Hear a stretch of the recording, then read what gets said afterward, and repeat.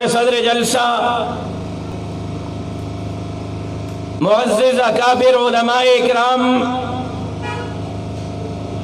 عہدیداران جمعیت علماء اسلام، زعماء ملت، پنڈال میں موجود میرے غیرت مند، جرأت مند، دلیر اور مجاہد ساتھیوں،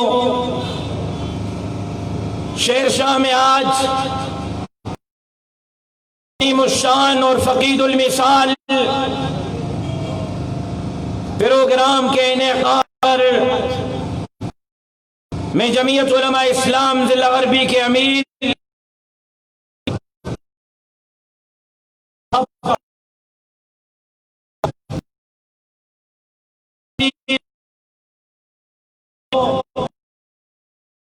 بھائی محمد ناصر راجپوت صاحب، ڈاکٹر اکبر خان صاحب، منتظمین کو دل کے گہرائیوں سے مبارکباد پیش کرتا ہوں اور بارگاہ خداوندی میں دعا گو ہوں کہ اللہ تبارک و تعالی آپ کی اور ہماری آج کی اس شرکت کو اپنی بارگاہ میں شرف قبولیت سے سرفراز فرمائے۔ عزیزان مکرم، مجھ سے قبل اکابر علماء کرام کے بیانات ہوئے اور میرے بعد انشاءاللہ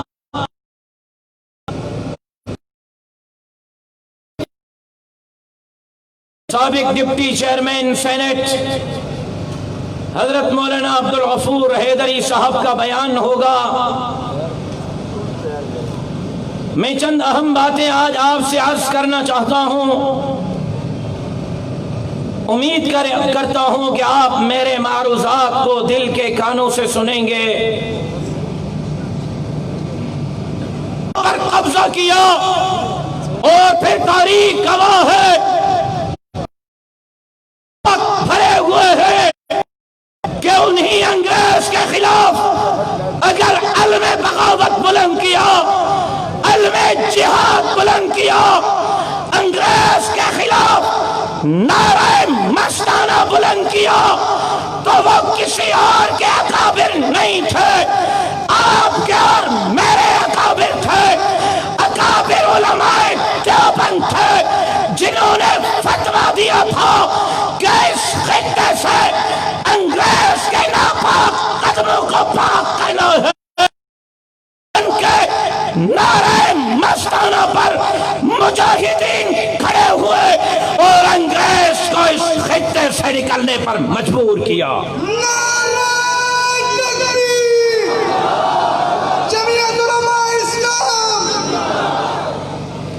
عزیزان مکرم، میں آج کچھ تلخ باتیں بھی کرنا چاہتا ہوں، کچھ کڑوی باتیں بھی کرنا چاہتا ہوں۔ اس انجام سے بے خبر نہیں، باخبر ہوتے ہوئے کہ اس کے نتائج کیا نکلیں گے، لیکن آج چھوڑنا چاہتا ہوں، اپنے اسٹیج سے سوال پوچھنا چاہتا ہوں کہ یہاں پر صاحب اقتدار مسلمان تھے، انگریز نے مسلمانوں سے اقتدار چھینا، مسلمانوں نے، میرے اکابر نے، اکابر علماء دیوبند نے انگریز کے خلاف علم بغاوت بلند کیا۔ اس تحریک میں انگریز کے خلاف صرف مسلمان نہیں تھے، صرف اکابر علماء دیوبند نہیں تھے، بلکہ تاریخ کا مطالعہ کریں، آپ کی سرزمین سندھ پر، آپ کے امروٹ شریف میں سرتاج الاولیاء، امام الاولیاء، قطب الاقطاب حضرت مولانا تاج محمود امروٹی کے صدارت میں انگریز کے خلاف جب اجلاسات ہوئے، مسلمانوں کی نمائندگی بھی تھی، دیوبندیوں کی نمائندگی بھی تھی، بریلویوں کی نمائندگی بھی تھی، جواہر کی نمائندگی بھی تھی، تو سکھوں کی بھی نمائندگی تھی۔ مشترکہ جدوجہد کی انگریز کے خلاف مسلمانوں نے، سکھوں نے، ہندو نے مشترک جنگ لڑی، اور جب انگریز کو یہاں سے بھاگنے پر مجبور کیا اور یہ صورتحال واضح ہو گئی، اس خطے سے انگریز نکل رہا ہے، انگریز بھاگ رہا ہے، انگریز زیادہ قدم نہیں جما سکے گا، تو پھر اسی وقت اسی موقع پر ایک نعرہ دیا گیا۔ آپ کی توجہ ہے یا نہیں ہے؟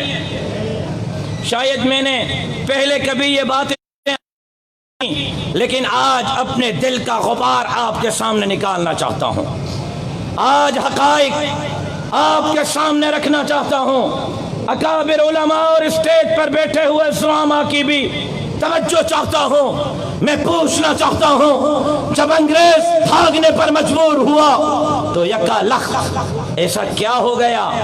ایسی کون سی ضرورت آ گئی؟ ایسا کون سا موقع آ گیا کہ ایک نعرہ دیا گیا؟ کیا دیا گیا؟ آواز میں کیا دیا گیا؟ کون سا؟ جواب درست ہے، جب انگریز بھاگنے پر مجبور ہوا، اب نکلنے لگا تھا۔ خدا را میرے معروضات کو توجہ سے سنیں، میں انتہائی اہم باتیں عرض کرنے لگا ہوں آپ سے، کہ اس وقت نعرہ دیا گیا کہ پاکستان کا مطلب لا الہ 70 سال گزر گئے، مجھے بتلاؤ میری ماں بہنوں بیٹیوں کی عزتیں جو تار کی گئی تھی، وہ آپ سے سوال کر رہی ہے کہ ہمیں پاکستان میں جو نوجوان شہید ہوئے تھے وہ شہداء آپ سے سوال کر رہے ہیں کہ بتلاؤ 70 سال میں پاکستانی کرتے ہوئے موت آئے، اسلام کی چوکیداری کرتے ہوئے موت آئے، داڑھی اور پگڑی کی چوکیداری کرتے ہوئے موت آئے، اللہ کی دھرتی پر اللہ کے نظام کی محنت کرتے ہوئے موت آئے۔ نعرہ تکبیر، ختم نبوت، ختم نبوت، جمعیت علماء اسلام، علامہ راشد خالد محمود سنگرو۔ آپ کی توجہ ہے یا سو رہے ہیں؟ جو سو رہے ہیں ہاتھ کھڑا کریں میں دیکھوں۔ ماشاءاللہ سب کی توجہ ہے۔ میں نے کہا کہ نعرہ دیا گیا، پاکستان کا مطلب کیا؟ لا الہ الا اللہ۔ میں آج سوال کر رہا ہوں، اسٹیبلشمنٹ سے سوال کر رہا ہوں، ارباب اقتدار سے سوال کر رہا ہوں، مجھے بتلاؤ لا الہ الا اللہ کا نظام کیوں نافذ نہیں ہوا؟ شاہ جی اگر نظام نافذ نہیں ہوا تو پھر یہ سوال پوچھنے بھی میں بھی حق بجانب ہوں، اگر لا الہ الا اللہ کا نظام آپ نے نہیں دیا، کہیں وہ نعرہ بھی قوم کو لولی پاپ کے طور پر دیا، قوم کو بے وقوف کرنے کے لیے آپ نے نہیں لگایا تھا؟ کہیں ایسا تو نہیں تھا؟ آج سوال چھوڑ رہا ہوں، کہیں ایسا تو نہیں تھا انگریز کے کے غلام تھے،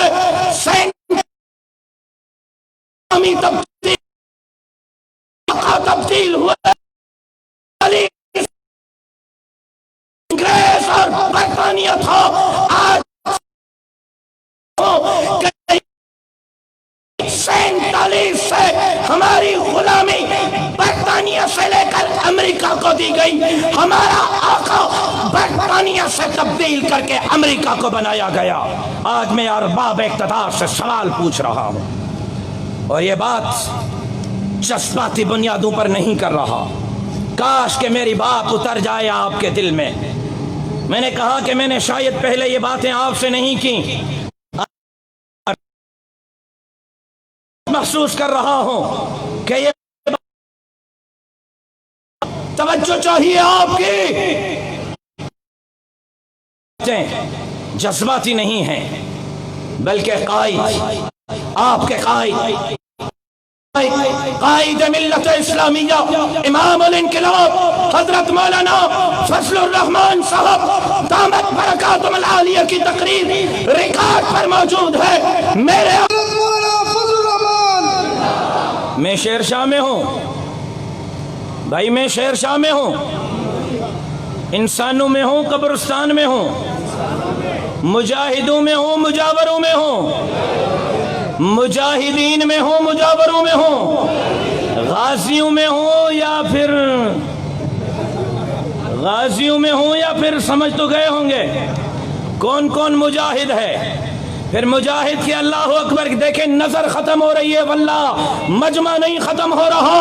آج شیر شاہ سے یہ صدا بلند کر کے پیغام دے دیں کہ ابن مفتی محمود، اس جنگ میں تم اکیلے نہیں ہو، یہ غیرت مند مسلمان آپ کے شانہ بشانہ کھڑے ہیں، اسلام کے لیے، دین کے لیے، داڑھی اور پگڑی کے لیے گردنیں کٹوا تو سکتے ہیں، دین اور اسلام کے دشمنوں کے سامنے جھکا نہیں سکتے ہیں۔ نعرہ تکبیر، تاج تخت ختم نبوت، جمعیت علماء اسلام، نعرہ تکبیر۔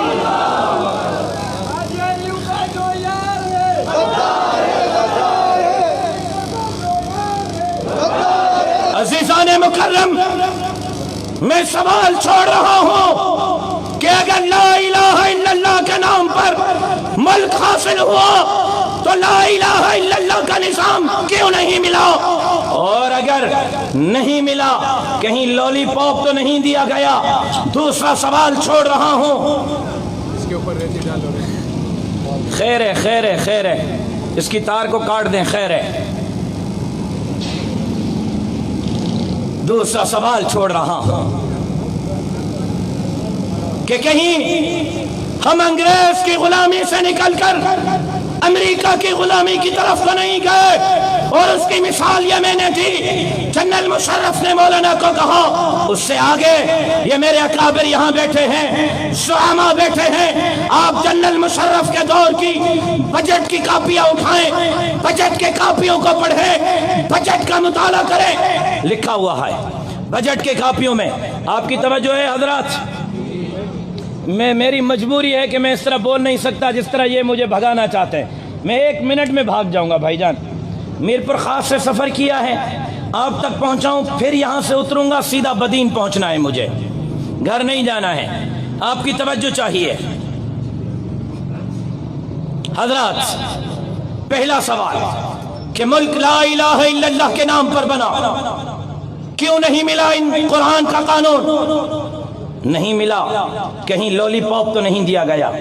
دوسرا سوال کہ ہم 47 تک کہیں برطانیہ کے غلامی میں، 47 سے 2020 تک امریکہ کے غلامی کی طرف تو نہیں گئے؟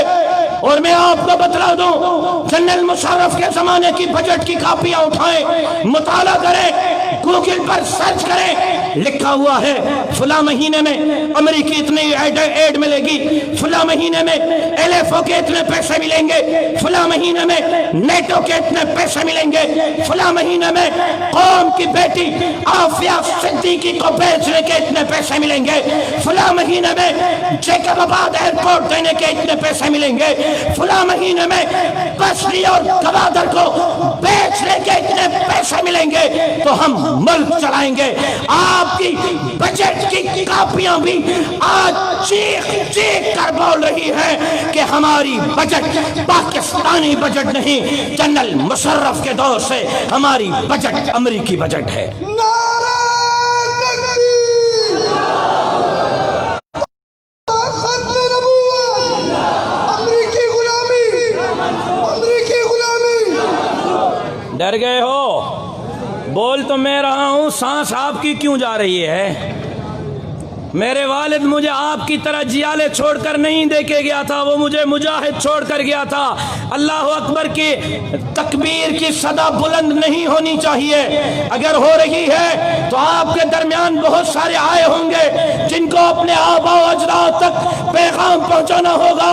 آپ کی ڈھیلی ڈھالی آواز سے وہ یہ رپورٹ کریں گے یہ سست ہو گئے ہیں، دب گئے ہیں، مر گئے ہیں۔ ان کو کہتا ہوں اپنے آباء و اجداد کو بتلا دو، نبی کی عزت و حرمت پہ مرنا عین ایمان ہے، سر مقتل بھی ان کا ذکر کرنا عین ایمان ہے۔ ڈراتا ہے مجھے کیا دار و رسن سے، ارے ناداں نبی کے عشق میں سولی پہ چڑھنا عین ایمان ہے۔ نعرہ تکبیر، تاج و تخت ختم نبوت، غلامی رسول میں، غلامی رسول میں، جمعیت علماء اسلام 1947 تک انگریز کی غلامی، 47 سے 2020 تک امریکہ کی غلامی۔ اس دوران 2008 میں چائنا نے میرے قائد، آپ کے قائد ملت اسلامیہ، امام الانقلاب حضرت مولانا فضل الرحمان صاحب کو دعوت دی، آپ چائنا کا دورہ کریں۔ میرا قائد 10 رکنی وفد کے ساتھ چائنا گیا، اور آپ کا اور میرا مرحوم محبوب شہید قائد علامہ خالد محمود سمرو، اللہ ان کی قبر کو نور سے منور فرمائے، وہ بھی مولانا کے ساتھ اسی وفد میں شامل تھے۔ جب جمعیت نے چائنا کا 2008 میں نے کہا کہ باتیں بڑی اہم ہیں اور توجہ سے سنیں، میں چند حقائق آپ کے سامنے رکھنا چاہتا ہوں، چند چیزیں آپ کے سامنے رکھنا چاہتا ہوں۔ ملک کہاں جا رہا ہے، ملک کو کس کروٹ بٹھایا جا رہا ہے، یہ چیزیں میرے سینے میں امانت ہیں، آپ کے حوالے کرنا چاہتا ہوں۔ میرے بھائیوں، 2008 میں میرے قائد نے چائنا کا دورہ کیا۔ جب وہاں پہنچے تو چائنا کی رولنگ پارٹی، کمیونسٹ پارٹی، حکمران پارٹی، اس نے کہا مولانا آپ کی جمعیت اور ہماری کمیونسٹ پارٹی آپس میں دوستی کرنا چاہتے ہیں، اگر آپ کی اجازت ہو تو ہم چائنا کی رولنگ پارٹی کو جمعیت علماء اسلام کا دوست ڈکلیئر کریں۔ مولانا نے کہا ہمارے لیے اعزاز ہوگا۔ انہوں نے اپنی پارٹی کو جمعیت کا دوست پارٹی ڈکلیئر کیا۔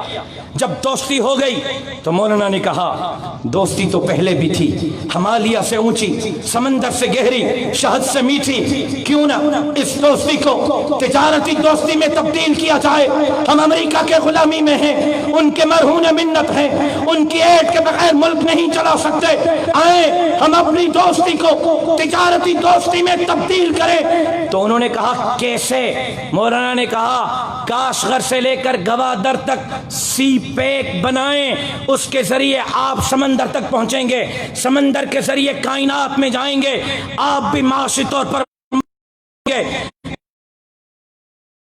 یہ کیمرے ریکارڈ ہو رہے ہیں، کسی مائی کے لال میں جرت ہے مجھے جھوٹا ثابت کر کے دکھائے۔ سب سے پہلے چائنا کو تجارت کی دعوت دینے والا، چائنا کو سی پیک منصوبے کا راستہ دکھانے والا نہ نواز شریف ہے نہ آصف علی زرداری ہے۔ اگر چائنا کے ساتھ سی پیک کی بات کا آغاز کرنے والا ہے تو آپ کا اور میرا قائد ملت اسلامیہ حضرت مولانا فضل الرحمان ہے۔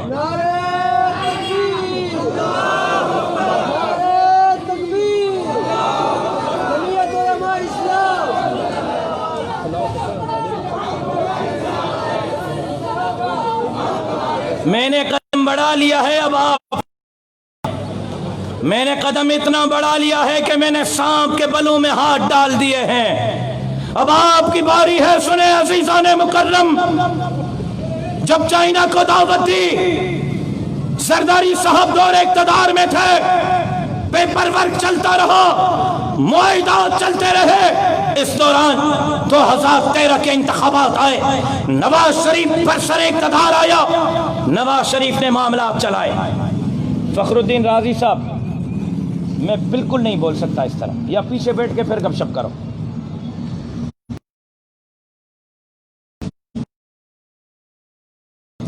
خاص طور پر عہدیداروں کے لیے زرداری کے دور میں چائنا اور پاکستان کے معاملات چلتے رہے جو مولانا نے چلائے، نواز شریف کے دور میں چلتے رہے۔ سنے میں بات کو تتمہ کی طرف، بات کو ختم کرنے کی طرف لے کے جا رہا ہوں، خلاصہ پیش کرنے لگا ہوں۔ جب 2013 کے انتخابات ہوئے، نواز شریف کے ساتھ بھی بات چیت چلتی رہی، پر وقت پورا ہوا، اب طے ہوا کہ چائنا کا صدر پاکستان آئے اور یہاں آ کر وہ یہ اعلان کرے کہ ہم پاکستان کو تجارتی دوست بنا رہے ہیں، تجارتی معاہدے پر دستخط کر رہے ہیں۔ جب یہ اعلان ہونے لگا، عین اسی وقت اس بندے کو بل سے باہر لے آئے جس کے لیے 15 سال پہلے میرے قائد نے کہا تھا یہ مسلمانوں کا نمائندہ نہیں، یہ یہودیوں کا نمائندہ ہے، عین اسی وقت۔ اور جب مولانا نے کہا تھا کہ یہ یہود اور حنود کا نمائندہ ہے، میرے اچھے بھلے علماء، بڑے بڑے میرے بزرگ، میرے اکابر مسند حدیث پر بیٹھنے والے، میرے شیخ الحدیث فرما رہے تھے مولانا کی ذاتی رائے ہے، ہم اتفاق نہیں کرتے۔ لیکن 15 سال پہلے مولانا نے پیشن گوئی کی تھی، اب وہ بات کو اختتام کی طرف لے کے جا رہا ہوں۔ جب چائنا طے ہونے لگا، تاریخ طے ہوئی، چائنا کا صدر پاکستان آئے گا، اس کو کنٹینر دے ڈی چوک پر 400 دنوں کے لیے بٹھایا گیا، 400 دن، تاکہ چائنا کا صدر نہ آئے، معاہدہ نہ ہو، ہم امریکہ کے غلامی میں اسی طرح رہیں۔ اور کنٹینر پر لا کر اس سے کیا کہلوایا گیا؟ اگر کسی کو یاد ہو تو اب بات آپ کو سمجھ میں آئے گی۔ میں نے کہا 47 میں نعرہ دیا گیا، پاکستان کا مطلب کیا؟ لا الہ ہے۔ کے بعد دوسرا نعرہ دیا، مانگ رہا ہے ہر انسان روٹی، کپڑا اور مکان۔ 10 سال کے بعد ایک اور نعرہ دیا گیا، قرض اتارو، ملک سنوارو۔ 10 سال کے بعد پھر ایک اور نعرہ دیا گیا، تبدیلی، مدینے کی ریاست۔ یہ نعرے بھی اسی طرح لولی پاپ دیے گئے عوام کو۔ اس نے کنٹینر پر کھڑے ہو کر کہا مدینے کی ریاست بناؤں گا، 1 کروڑ نوجوانوں کو روزگار دوں گا، 50 لاکھ گھر بناؤں گا، قرضہ نہیں لوں گا، قرضہ لیا خودکشی کر لوں گا، 2 ارب ڈالر لا کر 1 ارب قرضے والوں کے منہ پر پھینکوں گا، 1 ارب پاکستان کی ترقی پر خرچ کروں گا۔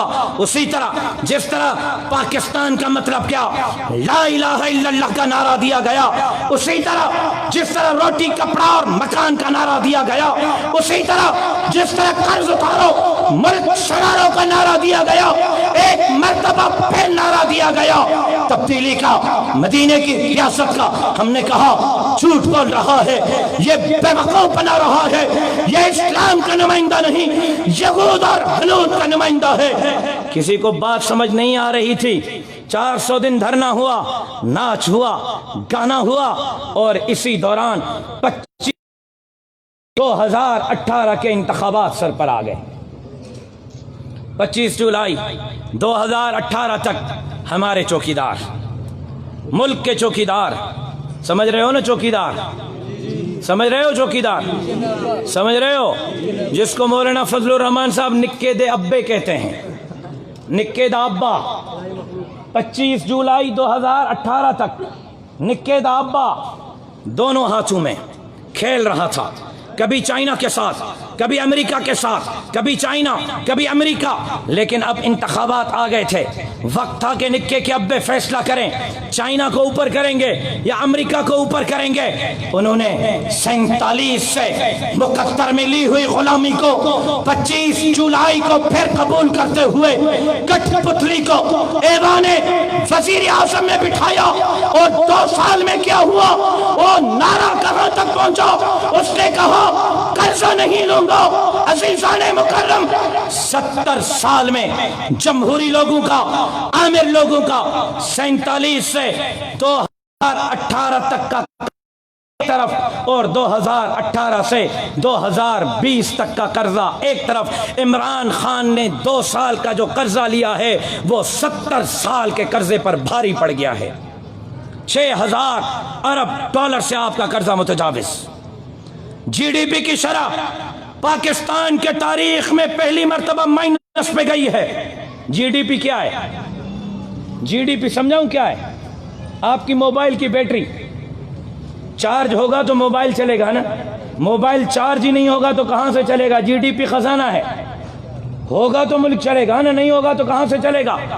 आपकी तवज्जो चाहिए, बिल्कुल आखिरी अल्फाज हैं और मैं इंतहाई अहम बातें अर्ज मैं बार बार कह रहा हूं, रिवायती गुफ्तगू से हटकर बातें कर रहा हूं। असीसाने मुकर्रम, इसने कहा कर्जा नहीं लूंगा, पाकिस्तान के तारीख का सबसे बड़ा कर्जा। इसने कहा कशकोल तोड़ दूंगा, कर्ज लिया तो खुदकुशी करूंगा। जीडीपी की शरह माइनस में। इसने कहा 1 करोड़ नौकरियां दूंगा। 2 साल में प्राइवेट सेक्टर और गवर्नमेंट सेक्टर से 25 लाख नौजवानों को बेरोजगार कर दिया गया है। 2 सालों में 1 करोड़ नौकरियां देने का वादा किया था, वही नारा लॉलीपॉप, वही नारा। 1 करोड़ नौकरियां देने के बजाय 25 लाख नौजवानों को बेघर किया। फिर इसने कहा कि मैं 50 लाख घर दूंगा। इंक्रोचमेंट के नाम पर 25 लाख घरों का मिसमार किया। फिर कहा यह है आपकी माशी सूरत हाल। जीडीपी की शरह माइनस पे, कर्जा पाकिस्तान की तारीख का सबसे बड़ा, बेरोजगारी 25 लाख, मुनहदम जो घर हुए इंक्रोचमेंट पर 20 लाख। और फिर क्या कहता है? ये वजीर आजम है इस्लामी जमहूरियत पाकिस्तान का, हजरात उलमा, ये वजीर आजम है। क्या कहता है?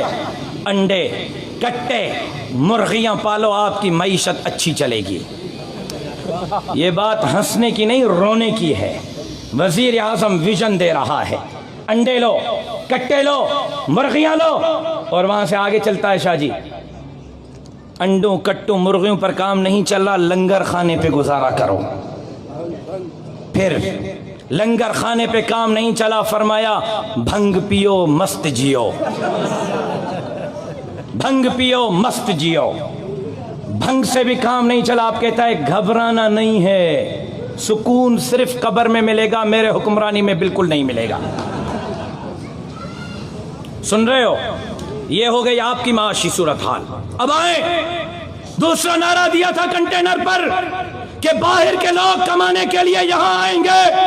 ये बदबख्त जब तक इक़्तिदार में नहीं था, आपका दुश्मन अकेला हिंदुस्तान था। जब से ये इक़्तिदार में आया है 2018 से 2020 तक इसकी नाकाम दाखिला और खारजा पॉलिसी की वजह से हिंदुस्तान आपका दुश्मन, चाइना आपसे नाराज, ईरान आपसे नाराज, बांग्लादेश आपसे नाराज। यहां तक के T20 मैच में, पाकिस्तान और अफगानिस्तान के मैच में, अफगानिस्तान के शायकीन जो पाकिस्तान जिंदाबाद के नारे लगाते थे, इस बदबख्त के आने के बाद स्टेडियम में खड़े होकर पाकिस्तान मुर्दाबाद के नारे लगा रहे थे।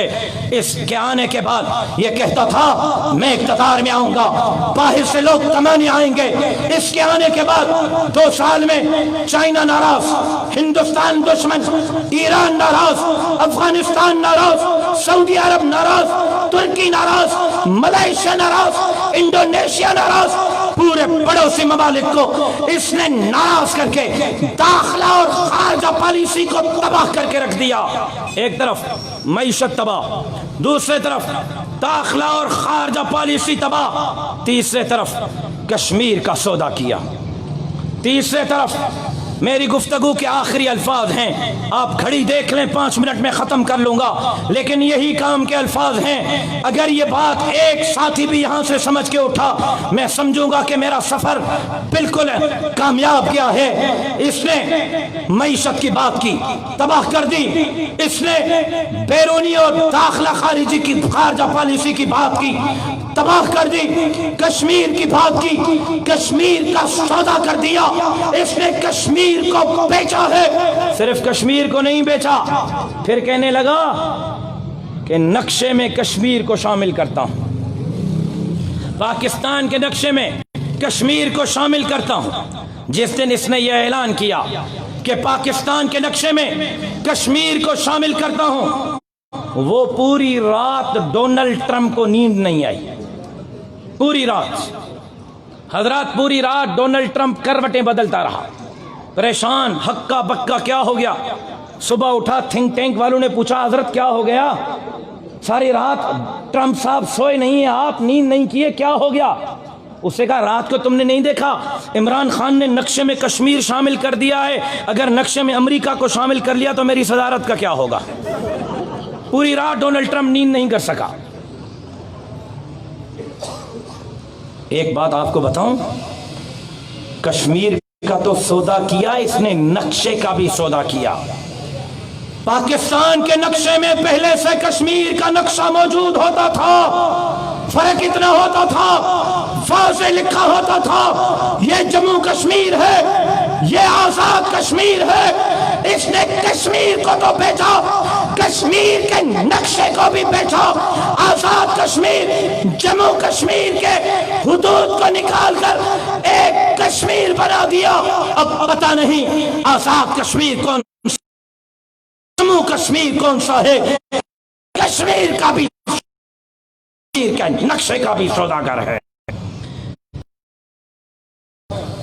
کشمیر کو بیچنے والے مودی پر بھی لعنت ہو تو کشمیر کے سودا کرنے والے عمران خان پر بھی لعنت ہو۔ ہے کوئی جو میری آواز میں آواز ملائے؟ پانی دے جی، مجھے پتا ہے تم ڈر گئے ہو، گھبراؤ نہیں، خیر ہے۔ نعرہ تکبیر، نعرہ تکبیر، تاج و تخت نبوت۔ یہ کنٹینر پر نعرہ معیشت تباہ، خارجہ داخلہ پالیسی تباہ، یہ کنٹینر پر نعرہ کشمیر کو بیچ دیا۔ دوسرا نعرہ دیا تھا مدینے کی ریاست بناؤں گا، اس کے آنے کے بعد بالکل اختتامی الفاظ ہیں، اس کے آنے کے بعد قائدیانیوں کے لیے کرتارپور کا بارڈر کھولا گیا، اس کے آنے کے بعد صدر کراچی میں قائدیانیوں کو باجماعت جمعے کی نماز لاؤڈ اسپیکر پر مسجد میں ادا کرنے کی اجازت دی گئی۔ اس کے آنے کے بعد 400 قائدیانیوں نے مکاتب کھولے ہیں، ہر مکتب میں معصوم بچوں کو غلام احمد قائدیانی پڑھا جا رہا ہے۔ اس کے آنے کے بعد 400 ایکڑ پر تھر میں قائدیانیوں کا مرکز بن رہا ہے۔ اس کے آنے کے بعد عمر کوٹ، میر پرخاس، تھر پار کر، میں نے پہلے بھی کہا اب بھی کہتا ہوں، موبائلیں ریکارڈ ہو رہی ہیں، کسی مائی میں جرت ہے مجھے جھوٹا کا ثابت کر کے دکھائے، اگر میں جھوٹا ثابت ہوا میری سزا گولی ہے۔ ایک ایک لفظ کی ذمہ داری قبول کر رہا ہوں۔ کرتارپور کا بارڈر قائدیانیوں کے لیے، صدر کراچی میں مسجد پارکر میں 400 مراکز قائدیانیوں کے لیے، 400 ایکڑ پر مرکز قائدیانیوں کے لیے، کراچی میں مسجد، پھر عمر کوٹ، میر پرخاس، عمر کوٹ، میر پرخاس، تھر پارکر میں نادرہ کی لسٹ میں قائدیانیوں کا خانہ الگ، مسلمانوں کا خانہ الگ۔ پچھلے 4 ماہ میں قائدیانیوں کا خانہ ختم کر دیا گیا، کچھ پتہ نہیں قائدیانی کون ہے، مسلمان کون ہے۔ پچھلے مہینے نواب شاہ میں، اور میرے شیر شاہ کے غیرت مند مسلمانوں میں، امریکہ کی، میں آپ کو کینیڈا کی بات نہیں کر رہا، کے پی کے کی، بلوچستان کی، پنجاب کی بات نہیں کر رہا، آپ کے سندھ کی بات کر رہا ہوں۔ پچھلے مہینے نواب شاہ میں ربوہ سے 38 قائدیانیوں کے مبلغ ایک ضلع نواب شاہ میں اپائنٹ کیے گئے ہیں، جن کی تنخواہ، جس میں 6 مرد ہیں، 32 خواتین ہیں، جو گھر گھر جا کر مسلمانوں کی ماؤں، بہنوں، بیٹیوں کو قائدیانی بنا رہے ہیں۔ یہ آپ کی معاشی صورت، یہ آپ کی خارجہ اور داخلہ پالیسی، یہ آپ کی پالیسی، یہ آپ کی کشمیر پر پالیسی، یہ آپ کی مدینے کی ریاست کی باتیں۔ میں اپنے اکابر وفاق کے علماء کی کیا بات کروں؟ مجھے بلایا گیا، میں کھڑے ہو کر کہہ رہا ہوں، مجھے بلایا گیا، مجھے کہا گیا کہ مولانا فضل الرحمان کو کہو راستے سے ہٹ جائے، ہم وفاق کے نصاب میں تبدیلی کریں گے، مدارس کے نصاب میں تبدیلی کریں گے۔ مجھے بلا کے کہا گیا، میں نے ان کو کہا یاد رکھو جب تک ایک بھی جمعیت کا چیلا زندہ ہے انشاءاللہ تمہارے اس خواب کو شرمندہ تعبیر ہونے نہیں دیں گے۔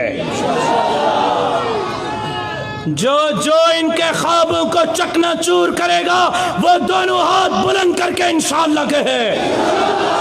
جو لڑ سکتا ہے، مر سکتا ہے، نکل سکتا ہے، کفن باندھ سکتا ہے، وہ میرے ساتھ ہاتھ بلند کر کے کہے کہ انشاءاللہ گردنیں کٹوا دیں گے، دین اور اسلام کے دشمنوں کے سامنے نہیں جھکائیں گے۔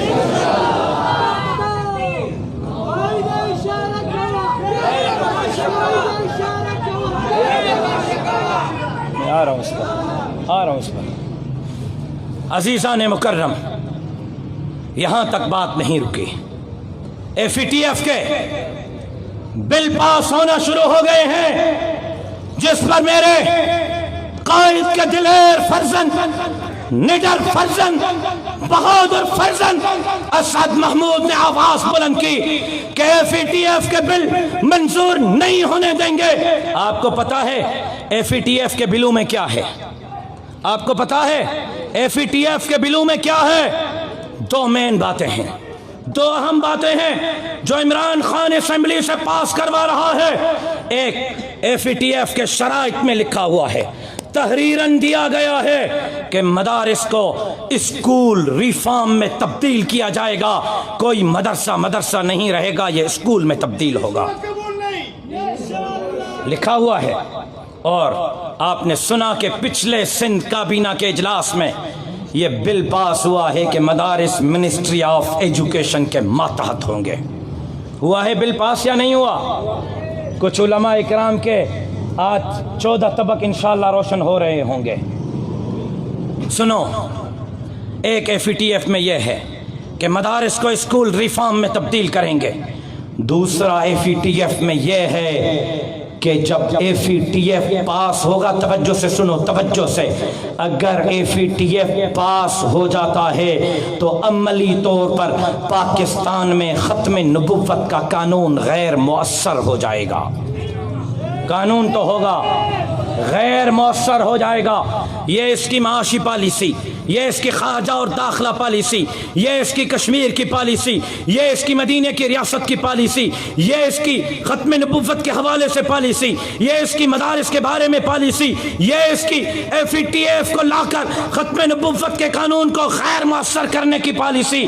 اور آخر میں ایک بات عرض کر دوں، اب ایک اور سوچی سمجھی سازش کے تحت میرے سندھ کو، میرے ملک کو قبائلی بنیادوں پر لڑانے کی کوشش ہو رہی ہے، لسانی بنیادوں پر لڑانے کی کوشش ہو رہی ہے، مذہبی مسلکی بنیادوں پر لڑانے کی کوشش ہو رہی ہے، تاکہ یہ قوم ان معاملات پر توجہ نہ کرے۔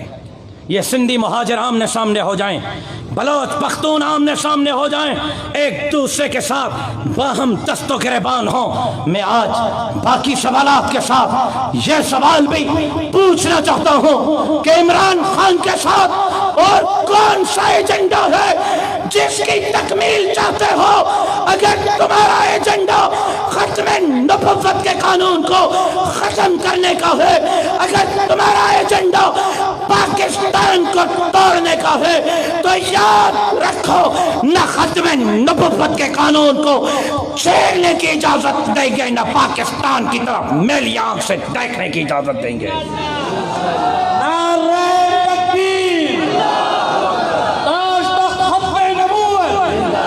پاکستان کا مطلب کیا؟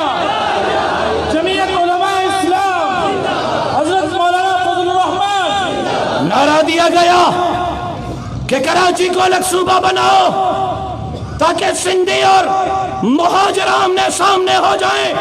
کیوں؟ کراچی کو کیوں الگ صوبہ بناؤ؟ کراچی تیرے باپ کی جاگیر ہے، اس کو الگ صوبہ بناؤ گے؟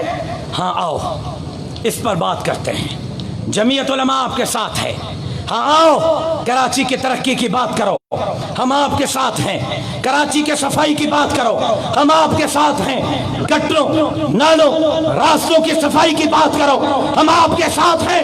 لیکن ایک بات آپ کو ذہن نشین کرانا چاہتا ہوں، سازشوں کو سمجھیں، سمجھ کر آگے بڑھیں، کیونکہ میرے اکابر حضرت مدنی نے جمعیت علماء کی بنیاد عدم تشدد، عدم فرقہ واریت کے بنیاد پر رکھی تھی۔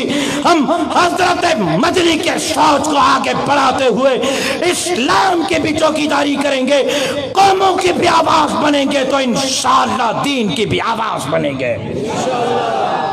لیکن آؤ ایک بات آج آپ کو بتاتا ہوں، جو کہتے ہیں کراچی کو ٹوٹنا چاہیے، جو کہتے ہیں کراچی کو الگ صوبہ بننا چاہیے، یہ آخری الفاظ ہیں۔ اس کے بعد میں اب جو حالیہ مسئلہ ہے اس پر آ رہا ہوں اور گفتگو کو ختم کرتا ہوں۔ کراچی کو الگ بنانا،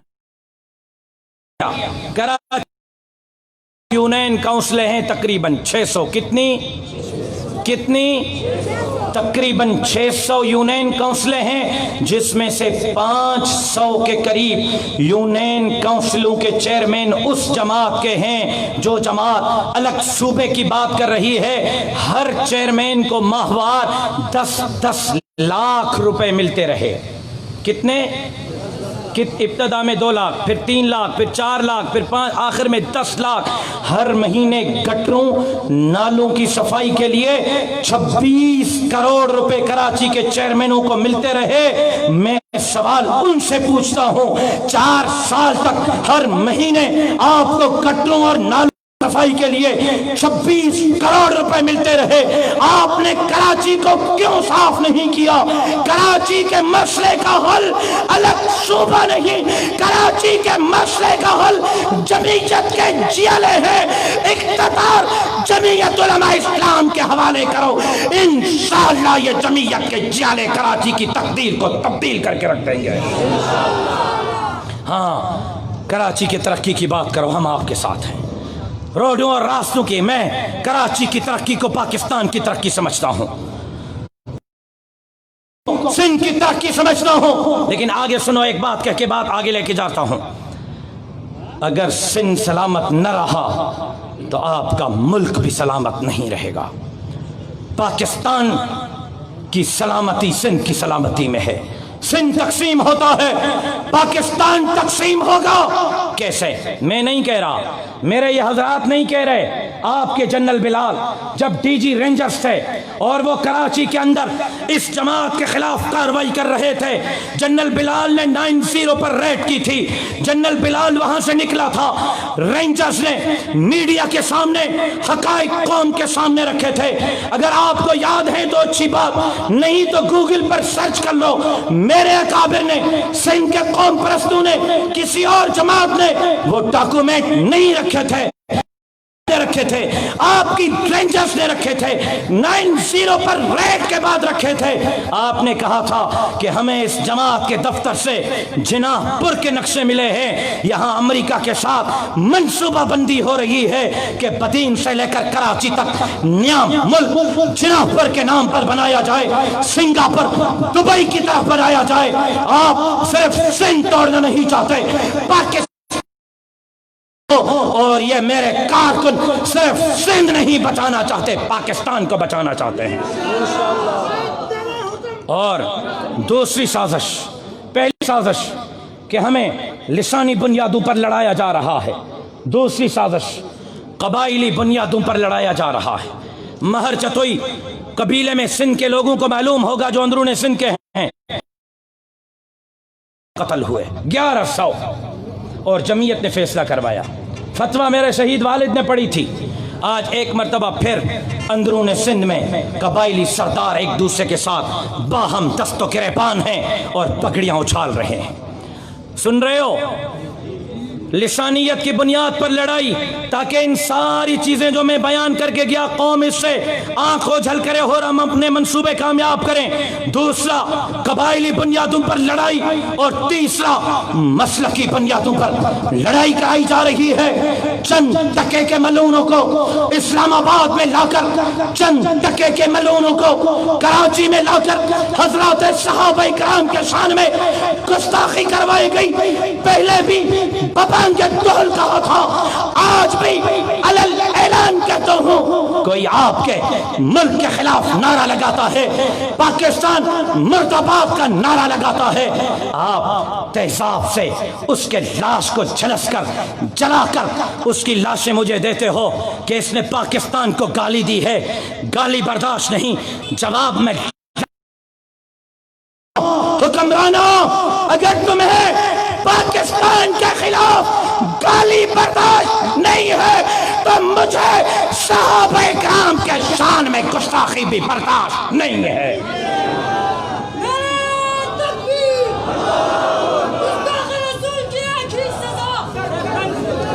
جو پاکستان کے خلاف بکتا ہے اس کی زبان بھی گدی سے کھینچ کر پھینک دو. جو میرے صدیق اکبر، اما عائشہ، فاروق اعظم، عثمان ذی النورین، میرے امیر معاویہ کے خلاف زبان درازی کرتا ہے، اس کی بھی زبان گدی سے نکال کر کھینچ کر پھینک دو. نعرہ تکبیر، عظمت صحابہ، شان صحابہ، نعرہ تکبیر. فخر الدین سے تو کام نہیں چلا، میں آزما لوں. تاج و تخت ختم نبوت، بالکل مزہ نہیں ہے، دیش والے بھی بولیں تاج و تخت ختم نبوت، تاج و تخت ختم نبوت، تاج و تخت ختم نبوت. مصطفیٰ کا ہم سفر. ابو بکر کے دیوانے ذرا محبت سے بولے مصطفیٰ کا ہم سفر، مصطفیٰ کا ہم سفر. گلی گلی نگر نگر، گلی گلی نگر نگر. میں کہوں گا مصطفیٰ کا نور العین، آپ کہیں گے ذی-النورین، ذی-النورین. مصطفیٰ کا نور العین، مصطفیٰ کا نور العین. چمن چمن، گلی گلی. علی کے عاشق بولیں، بولو نا علی کے عاشق بولو. علی بھی ہمارا، صدیق بھی ہمارا، فاروق بھی ہمارا، عثمان بھی ہمارا، علی بھی. بیٹھو یار، میں ابھی تقریر کر رہا ہوں، ختم کروں. حضرت بیٹھے، مہربانی کریں.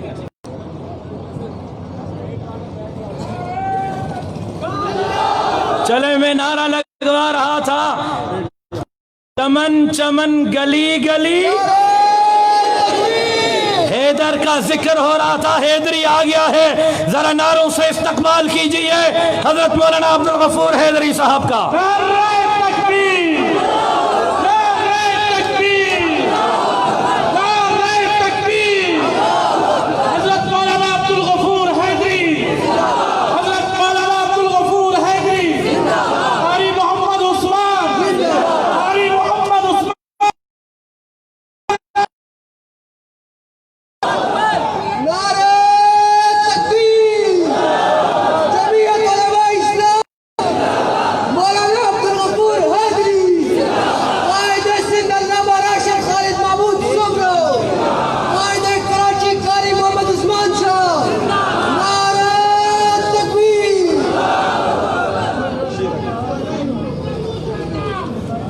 تشریف رکھیں جی، جزاکم اللہ. تشریف رکھیں. اسٹیج کے ساتھی بھی بیٹھ جائیں، بیٹھ جائیں ساتھی، بیٹھ جائیں بھائی. اسٹیج والے آخر میں ملاقات ہوگی، بیٹھ جائیں، بیٹھ جائیں حضرات، بیٹھ جائیں بھائی، بیٹھ جائیں. تشریف رکھیں. میں کہہ رہا تھا مصطفیٰ کا ہم سفر.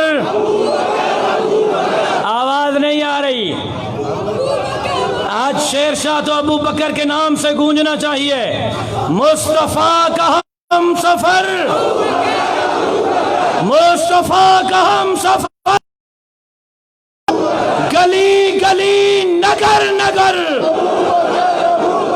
مصطفیٰ کا ذو نور العین، ذنورین ذنورین، مصطفیٰ کا نور العین، چمن چمن گلی گلی، چمن چمن گلی گلی، اور آخر میں تیرا حسین میرا حسین، حسین تیرا حسین میرا حسین، تیرا حسین میرا حسین۔ میں واضح طور پر کہنا چاہتا ہوں، تشریف رکھیں جو ساتھی کھڑے ہیں، میں واضح طور پر کہنا چاہتا ہوں، لسانی بنیادوں پر بھی لڑائی قابل قبول نہیں، قبائلی بنیادوں پر بھی لڑائی قابل قبول نہیں، تو مذہبی بنیادوں پر بھی لڑائی۔ سنیں صاحب، آپ کی توجہ چاہتا ہوں،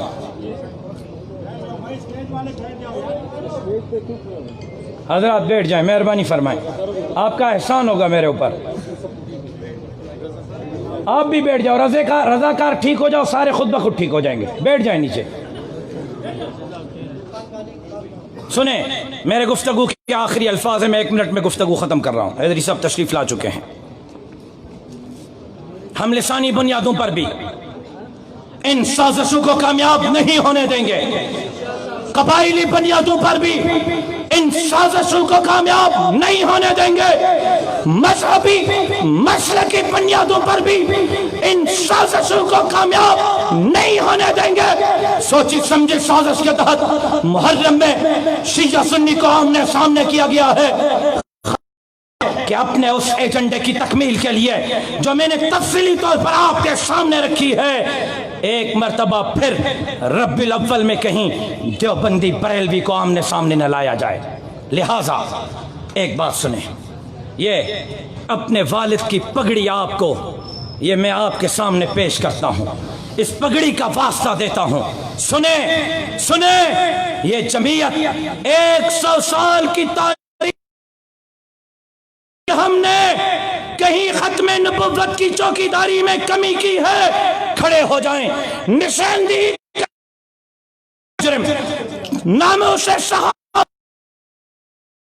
کی ہے، کھڑے ہو جائیں، نشاندہی کریں، ہم آپ کے مجرم، مدارس کی چوکیداری میں کہیں کمی کی ہے، کھڑے ہو جائیں، نشاندہی کریں، ہم آپ کے مجرم ہیں، ملک کی چوکیداری میں کہیں کمی کی ہے، کھڑے ہو جائیں، نشاندہی کریں، ہم آپ کے مجرم ہیں۔ بات اگر ختم نبوت کی ہے، جمعیت نے نبھایا ہے، بات اگر ناموں سے صحابہ کی چوکیداری کی ہے، جمعیت نے نبھایا ہے، بات اگر مدارس مساجد کی ہے، جمعیت نے نبھایا ہے، بات اگر ملک کے اندر اسلامی نظام کی ہے، جمعیت نے نبھایا ہے، اور اگر بات پالیسی کی ہے، اور اگر بات پالیسی کی ہے، اکابر علماء، قاری عثمان کی اجازت سے عرض کرنا چاہتا ہوں، اگر بات پالیسی کی ہے تو پھر سنو،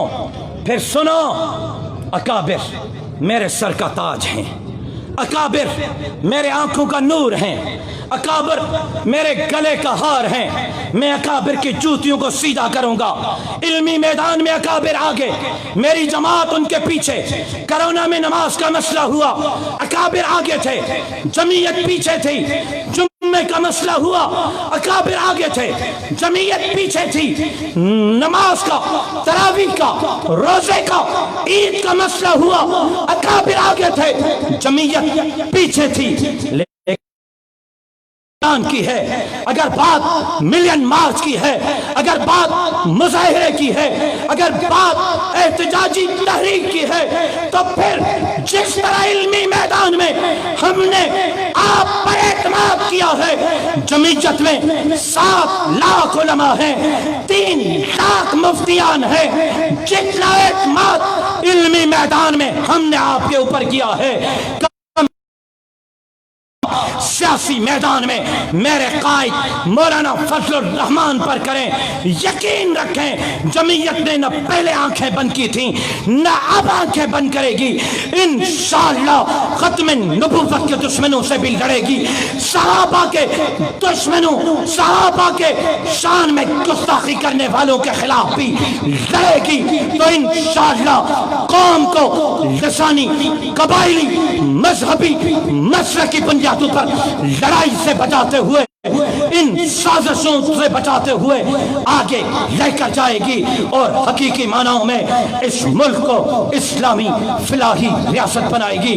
میں نے جو کچھ کہا اللہ تبارک و تعالی اپنے بارگاہ میں منظور اور مقبول فرمائے, لیکن یہ بات آپ کے ذہن میں رہے کہ اکتوبر کا مہینہ مفکر اسلام حضرت مولانا مفتی محمود رحمت اللہ علیہ کے وفات کا مہینہ ہے, اور نومبر شہید اسلام علامہ خالد محمود سمرو کی شہادت کا مہینہ ہے. ہم نے نومبر میں مفتی محمود کی یاد میں, مفکر اسلام حضرت مولانا مفتی محمود کے یاد میں, اکتوبر میں کراچی میں تاریخ ساز عظیم الشان فقید المثال تحفظ ختم نبوت, تحفظ ناموس صحابہ ملین مارچ کرنے کا اعلان کیا ہے. مولانا کی کراچی کے سابقہ سارے پروگراموں کو ریکارڈ توڑنا ہے. کون کون آج مجھ سے وعدہ کرتا ہے, کھڑے ہو کر وعدہ کریں کہ ہم اس ملین مارچ کو پاکستان کے تاریخ کی سب سے بڑی ملین مارچ بنانے کے لیے آج سے محنت کریں گے, آج سے جدوجہد کریں گے, اور انشاءاللہ محلے میں جا کر ختم نبوت کے منکروں, پاکستان کے دشمنوں, مسجد اور مدرسے کے دشمنوں, داڑھی اور پگڑی کے دشمنوں کو یہ پیغام دیں گے کہ جب تک جمعیت کا ایک کارکن زندہ ہے انشاءاللہ تمہارا ایجنڈا پورا نہیں ہوگا. کون کون محنت کرے گا؟ پکا وعدہ ہے؟ صاحب کا سارے ریکارڈ توڑنے ہیں. جو صاحب کا ریکارڈ توڑے گا کھڑے ہو کر مجھ سے وعدہ کرے. آپ پوری کراچی کو نکالیں گے, گلی گلی میں محنت کریں گے, چوک چوراہے پر محنت کریں گے, اور ختم نبوت زندہ باد کے نعرے بلند کرتے ہوئے ان یہود اور ہنود کے ایجنٹوں کے ان ایجنڈے کو خاک میں ملا کر دم لیں گے. زندگی باقی